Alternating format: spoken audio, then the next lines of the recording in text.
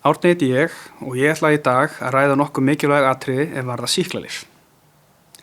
Sýklalyf ekki það sama og sýklalyf, heldur það regnhlífarheiti yfir nokkra undirflokka lyfja sem að virka gegn bakteríusýkingum. Meðal algengra tegunda má nefna penicillin á borð við til dæmis amoxicillin og digloxacillin og sömuleiðis tetracyclinsambönd eins og doxycycline og limicillin. Þótt öll sýklalyf virki gegn bakteríum ekki þar með sagt að þau deili alfarið sömu eiginleikum. Þó eiga þau það öll sameiginlegt að það afar mikilvægt að þau séu notuð rétt og eingöngu þegar brýn þörf á. Nefnum nokkuð dæmi hvað mikilvægt að hafa í huga þegar sýklalyf eru notuð. Almennt skal klára sýklalyfjakúra nema læknir hafi gefið fyrirmæli annað.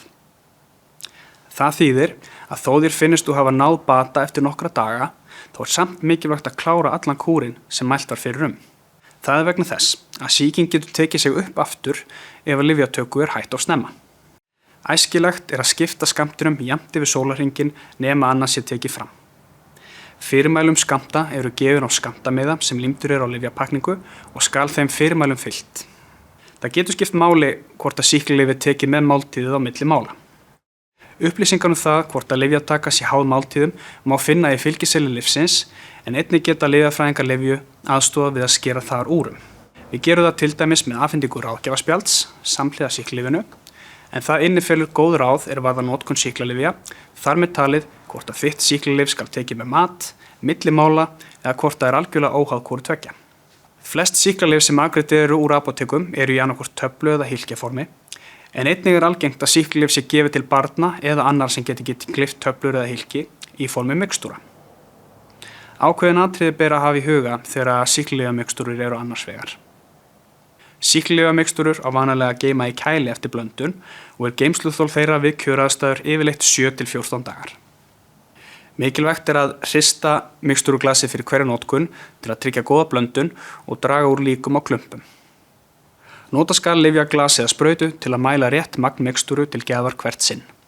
Þá gott að skóla munn með vatni eða drekka vatn eftir notkun til þess að fyrirbyggja sveppasýkingu í munni. Algengasta aukaverkun sem hlýst af notkun sýklalyfja niðurgangur og lausar hægðir. Það kemur til vegna þess að sýklalyf vinna ekki aðeins gegn bakteríum sem valda sýkingu, heldur einnig gegn nauðsynlegum bakteríum í meltingarvegi.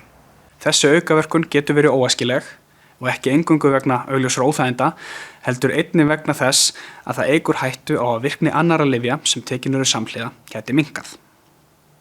Önnur algeng aukaverkun af völdum sýklalyfja sveppasýking í leggöngum.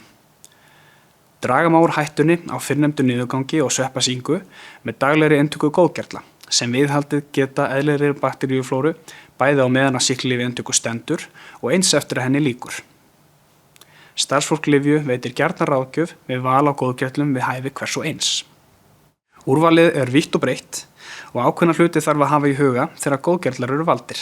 Fyrir það fyrsta það svo að flesta góðgerla á ekki að taka á nákvæmlega sama tíma á sýklalyfið, heldur æskilegt að láta 2 tíma líða á milli inntöku góðgerla á sýklalyfs svo að sýklalyfið drepi ekki góðgerlana líka. Þó til ein tegund optípa góðgerla sem sérhönnuð fyrir þá sem eru á sýklalyfjakúr. En þá gerla má taka á sama tíma og einn skammtur af sýklalyfi tekin.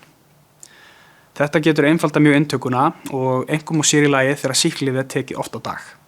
Nú þá mælt með að halda áfram töku góðgerla í 1 til 2 vikur eftir að sýklalyfjakúr lýkur, en það getur hjálpað til við að endurheimta eðlilega þarmaflóru.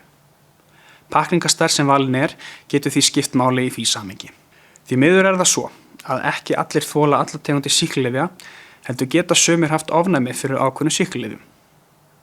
Algengustu einkenni sýklalyfjaofnæmis eru útbrot, kláði og erfiðleika við öndun og mikilvægt að hafa tafarlaust samband við lækni ef að slík einkenni koma fram. Ítarlegri upplýsingar allt sem viðkemur sýklalyfjum og réttri notkun þeirra má finna í lyfjabókinni á heimasíðu okkar lyfja.is. Eins veita lyfjafræðingar okkar land allt glaðir ráðgjöf ef einhver spurninga vakna.